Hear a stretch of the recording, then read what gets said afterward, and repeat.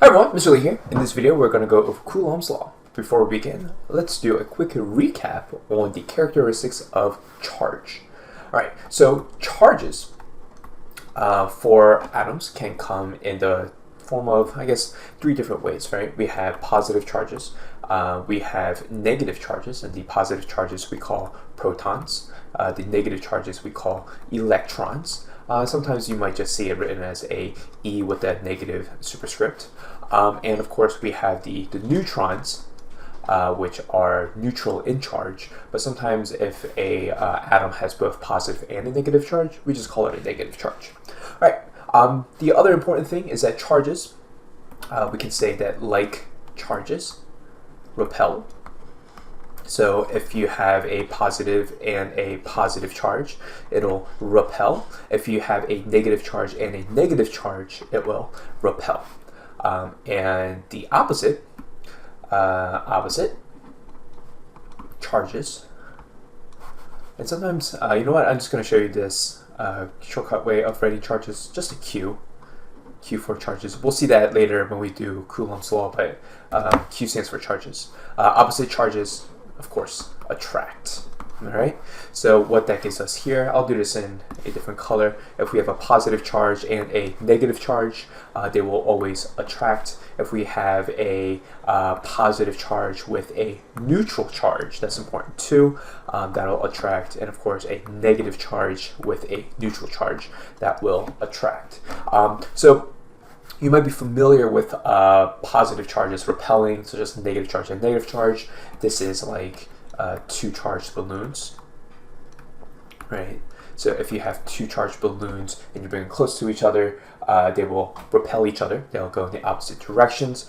And of course, the opposite charges attract, right? So if you charge up a balloon by rubbing on like let's say a sweater, right? You get the balloon and you rub it on your sweater. The balloon sticks to the sweater, and that's showing you that the opposite charges attract. But what about this whole positive and negative and neutral, right? So this is as if you get a balloon, charge it up on your sweater, and you get that balloon and you bring it close to a wall, right? So that wall is a neutral charge because the flow of charge didn't happen, and so therefore, when you bring that balloon close to the wall will become attracted to the balloon and vice versa.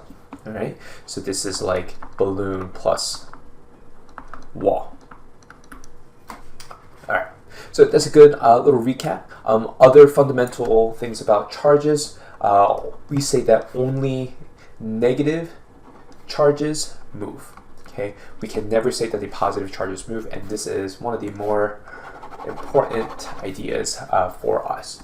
And just know that this just means that the electrons for objects, that's the thing that is moving around throughout the object, and that is because the positive charge, the proton, is within the actual atom itself. So if I were to do a quick cartoon sketch of a atom, now the reason why I say it's a cartoon sketch or a cartoon model is this isn't how atoms actually look like, all right? But this is just a good way of showcasing how many people view atoms, and it's just a nice way to show us what's going on a atomic scale.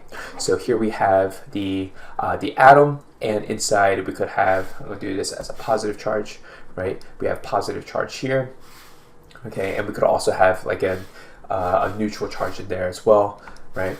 And floating outside we have negative charges, right? So we have negative charges just floating, zipping around. Now I need to emphasize that this is not how atoms look like.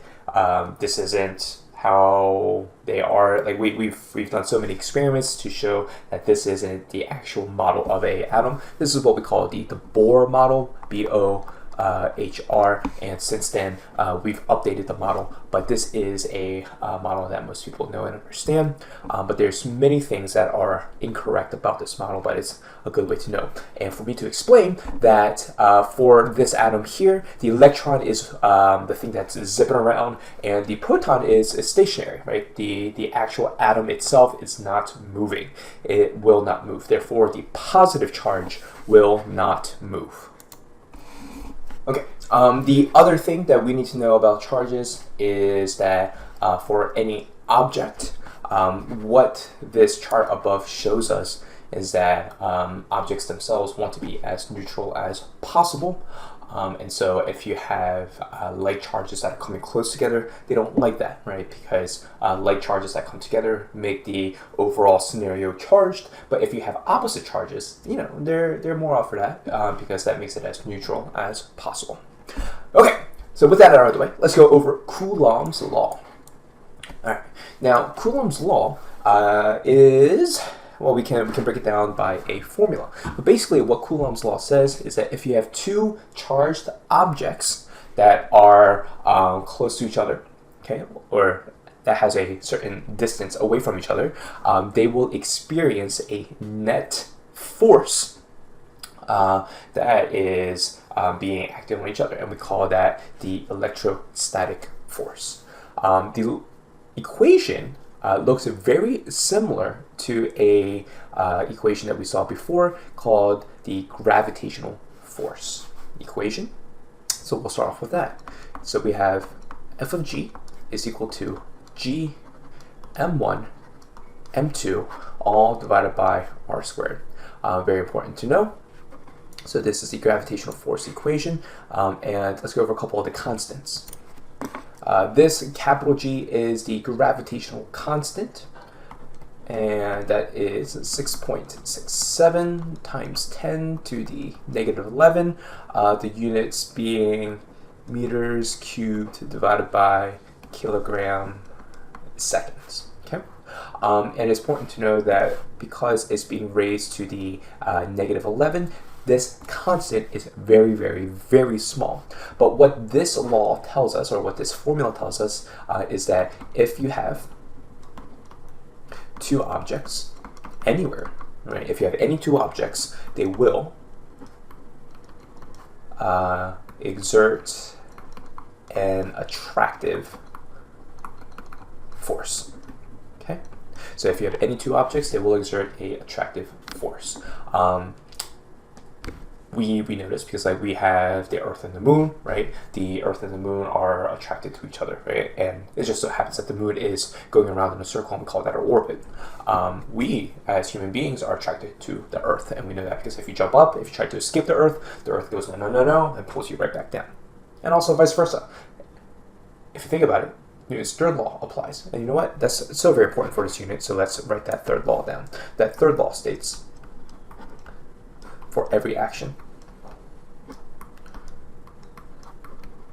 there is an equal but opposite reaction.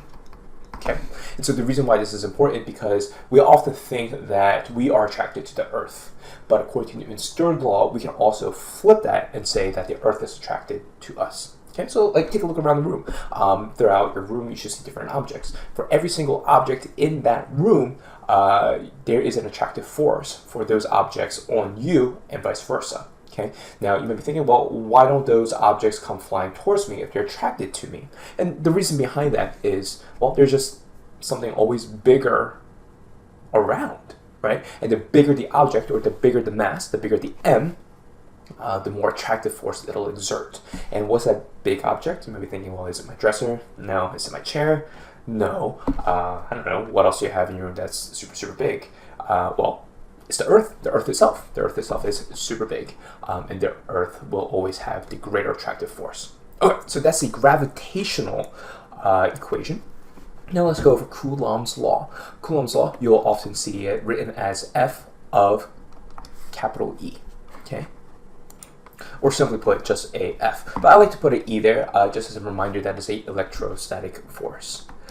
Is equal to K Q1 Q2 all divided by R squared. So on the right hand side, I'm going to write down what these variables represent. K is Coulomb's constant. Okay. It is a value of 9 times 10 to the 9, and the units are Newton meters squared all divided by coulombs squared. Okay. Okay. The big important idea here is that K has a power to the 9th. Okay. It is a big constant compared to the gravitational, which has a power to the negative 11. Okay. It is super big. Q, as we discussed before, is the charge. And it could be a particle of charge, or it could be like charged objects, but Q just stands for charge, and the units for charge is a capital C for Coulomb, right? And we have 2 of those. We do need 2 objects in order for the objects to exert a force on each other, and of course R, which is just a separation distance. You might be thinking, well, isn't R like radius? And the answer is yes, technically yes, but I don't want us to get confused because a lot of times students think radius means that there is a circle involved, but it just means separation distance for us here. And of course, the units for that will be in meters. And we have F of E, which is just force, and the units for force are in newtons. Okay, so here we have Coulomb's law, and if we compare Coulomb's law to the gravitational law, they are almost identical except for we have different variables to represent different things, but the analogy is the same, right? If you have 2 charges that are close to each other or that are separated by some amount of distance, they will exert a force. Now the big difference is that unlike the gravitational law, Coulomb's law, or the F of E, can have both attraction or repulsion. Okay. Now, the way that we know if it's attractive or if it's repulsed is if the charges that are being compared are opposite in charge, positive, negative, or if they are like in charge, positive, positive, positive, negative. Okay. Now, a couple of tips on when you are solving Coulomb's law problems, just so you know that the, let's say we have a positive charge and a negative charge, my suggestion to you is to not put in the negative Q in the equation, okay? Just know that when you solve problems, I always sketch it out, and I like to make a little note on the problem that the charges are opposite, so they must attract. For example, let's say we have a positive charge here, and let's say we have a negative charge here, right? And let's say Q1 has a positive charge of, let's say, 2 coulombs, which is actually really big, and let's say Q2 has a charge of negative 4 coulombs, also so really big. All right, so when you're solving these problems, okay, you should know that because they are opposite in charge, they are attracted to each other. So what does that mean? If I were to draw a free body diagram, I would say that this positive charge, Q1, is being pulled to the right because of this negative charge, Q2, right? And so I would draw an arrow like so. Okay, it's being pulled to the right, and we can call that F of E.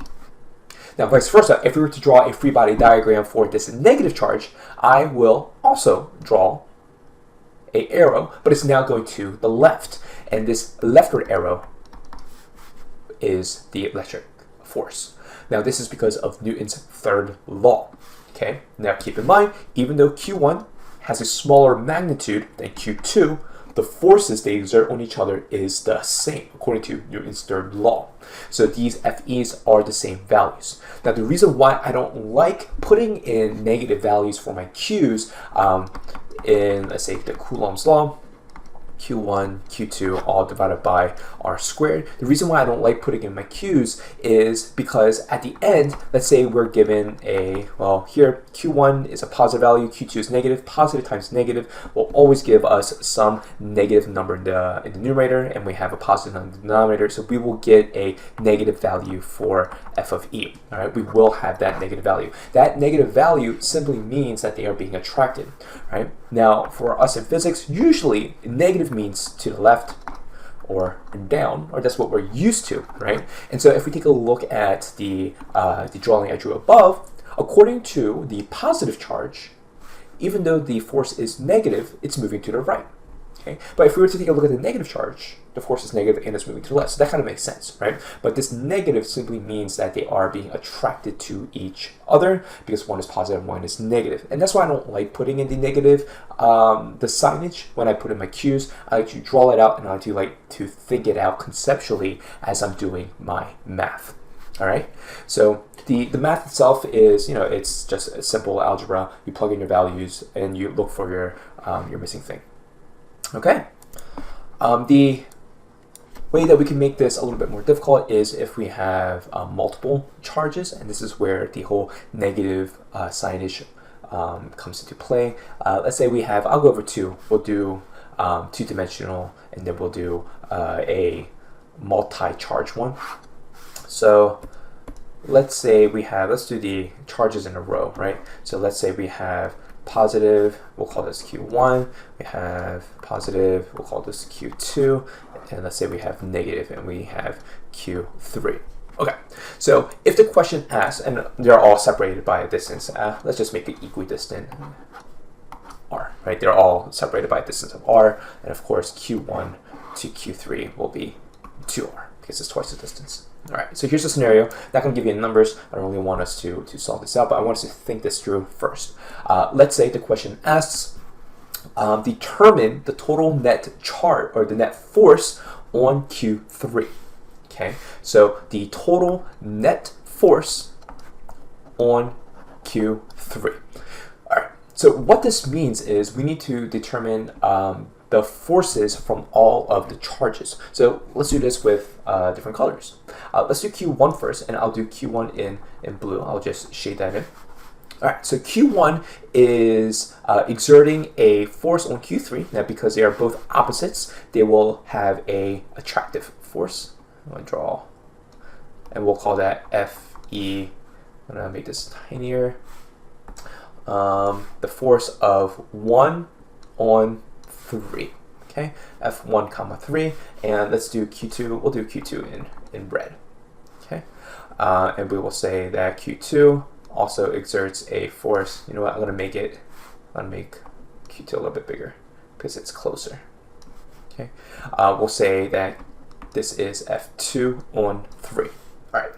So we will solve Coulomb's law like we normally would. We will find F1 on 3 using Q1 and Q3. We will find the electric force on 3 from 2 by using Q2 and Q3, and we would have to add them up. And so what the net force on Q3 would look like would be the force of 1, 3 plus F2, 3. And the reason why we're adding them up, now you could technically make anything to the left negative, right? So you could technically say that this is negative F13 and this as negative F23. And for the sake of us moving forward, let's just have everything going to the left as negative. We will make it like so. Now the important thing is that for the net force on 3, because the two forces, I'll highlight this, are going towards the same direction, we will be adding them up. Okay, and so Q3 will have an overall net force going to the left. And so we would say the let's see, F1, 3 minus F2, 3, and you know, if we want to get more creative, we can use Newton's second law and say m times a, right, where that m is the mass of whatever that charge is, right? So now we're getting like super fancy. All right, so that's charges in a row, and you could do this for any three or any of the 3 charges, right? But the important steps are that you always should be drawing the free body diagram first so that you can see the orientation of the forces. And you'll see why in the next example here. All right, so let's say we have positive Q1, and let's say we have, let's call this negative, and we'll say it's positive Q2, and here we have a negative Q3.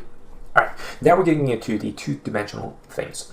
And the way that we solve this is no different than how we would solve two-dimensional problems for any forces. Right? So the first thing I want to do is draw the free body diagram. We have a positive and positive charge, and let's say we are looking at Q2. Right? We're trying to figure out the net force on Q2. All right, what is it? So I'm going to draw my free body diagram on Q2. All right, so according to Q2, Q2 will be pushed downwards. I'm going to draw my arrows a little bit bigger for the sake of making things a little bit more clear. We say F1 on F2, or F1 on charge 2 will be going to the downward direction, or my negative y direction. And Q3, I'm going to do this in red, and I'm going to draw it nice and big. Oh, that should be straight. There we go. All right, we can say the force on 2 on 3 will be going to the right. Now, it's important to know that we can't just add these up. Remember, this is a big rule for our physics, that our x forces or our x vectors cannot be just simply added to our y vectors. So whenever you come across something like this, what we can do is we can make a triangle. Right? So that's how we can add these vectors together, so that the resultant, I'm going to make this a little bit bigger, will be a vector that goes both down and to the right. So this will be the net force here, right? This will be the overall force from F23 and from F12. All right, so in order to figure out what is this, right, all we have to do is we have to use our knowledge of the Pythagorean theorem. Okay, so if I were to redraw my scenario up here, I would get an arrow going to the right, I would get an arrow going down, and my resultant vector would be an arrow going down and to the right, right? And what we end up with is, here we have a right triangle and we have some form of angle here. But the important thing is we have a right triangle and we could use the Pythagorean theorem, right? And so this would be, I guess we can say this is A, B, and C. We can say A squared plus B squared is equal to C squared, right? And so the net force on 2 will turn out to be the square root of F2 comma 3. I'm going to do A squared first, squared plus B squared, which is F1 comma 2 squared, and the square root of that will give us the magnitude of that force. Okay, if we want to find the direction, we just have to use our trig identities in order to do so. All right, so that's Coulomb's law. That's how we can solve different equations. The only other thing that I want to really talk about within the law itself is that denominator, that r squared. Okay, notice that we have a inverse square relationship. So what I mean by that is f of e has a inverse square relationship of 1 over r squared. So what this tells us is that the further away the charges are, the weaker the forces get, and it is not at a directly proportional scale. It gets more and more weaker. So for example, if I were to have a graph of force by radius, right? So the further away the two charges are, it has a extremely weak force. The closer the charges are, it has a extremely strong force, and we would get a graph that looks a little bit like that. Okay. Now, on the flip side, if we were to graph, let's say, Fe by 1 over r squared. Okay, now this here is a directly proportional relationship, and so if this overall value increases, the force increases as well. But if the overall value for 1 over r squared is small, so is the force. So we get a nice linear graph like this. Now, if you think about it, and you're like, wait a minute, that doesn't make any sense. Why is it that as this 1 over r squared value increases, why does f of e also increase? You got to think about it. The r squared is in the denominator, so it's not the r squared that's getting bigger. It's 1 over r squared that gets bigger, right? So as we get further out on the x-axis, that means your r squared, or your r, is actually getting smaller, right? So it's actually getting closer together, because as your denominator gets bigger, the overall number gets smaller. Therefore, if we want a bigger 1 over r squared, we need to have a small r. Right? So we have a directly proportional relationship there.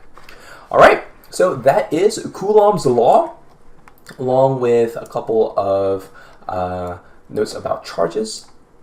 You're going to need this for your classwork. I'll see you next time. Bye-bye.